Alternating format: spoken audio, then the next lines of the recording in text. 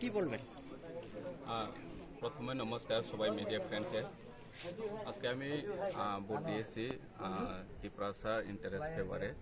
তিপ্রাসা উন্নয়নের জন্য যিনি প্রতিশ্রুতি দিয়েছেন সেই ব্যক্তিকে আমি ভোট দিয়েছি এবং সকলকে অনুরোধ করব যাতে তিপ্রাসা উন্নয়নের জন্য, তিপ্রাসা ইন্টারেস্টের জন্য আমরা আগামী দিনে কাজ করতে পারে, সেই জন্য ওই ফেভারে যাতে ভোট দেওয়া হোক।